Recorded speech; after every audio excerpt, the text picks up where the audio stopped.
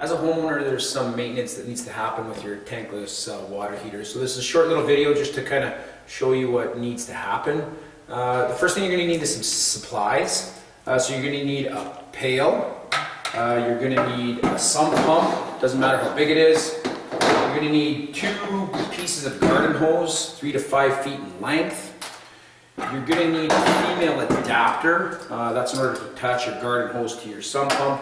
And you need about 4 liters of vinegar.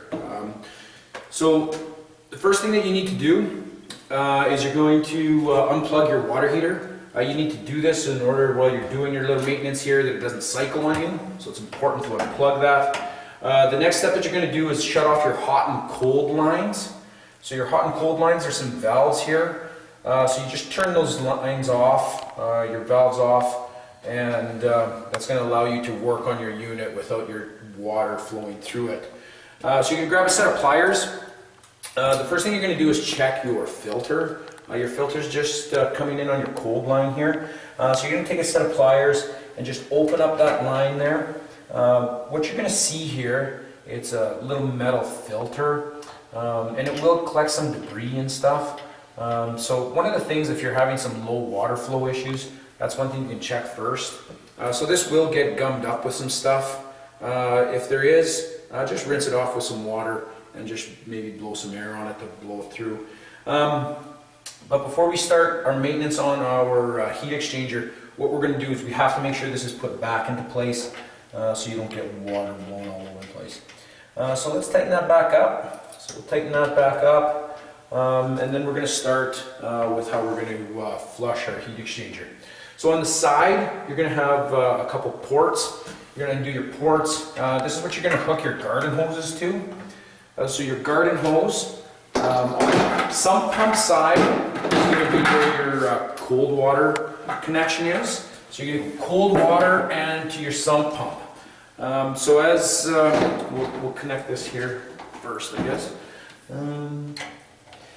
This is where you need that female adapter. You're going to use that female adapter, as I talked about earlier, to connect this garden hose to your sump pump. So take that, connect it to your sump,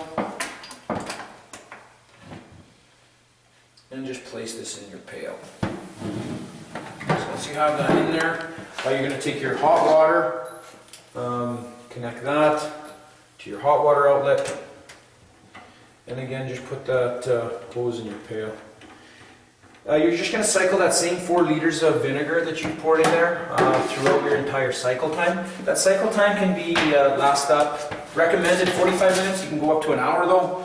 Take your vinegar, dump it in your pail, and then just begin your cycling.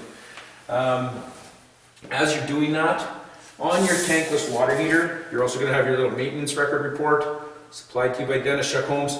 So just maybe write your maintenance record on there. It will be stuck to your unit, and it's just a little record for you to keep track. So remember, we recommend doing this every 6 months.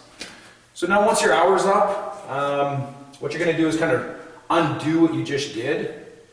Okay, so the first thing that you want to do is take the valves that we shut off earlier and or opened up earlier, we're going to shut those off.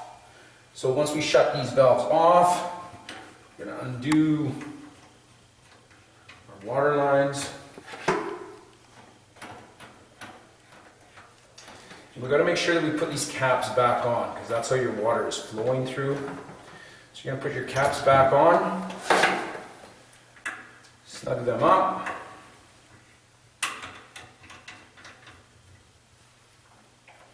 Once we get those snugged up, then you can turn your cold water back on and your hot water back on. Once those are on, take your water heater, plug it back in, and your maintenance is done for your tankless water heater for another 6 months.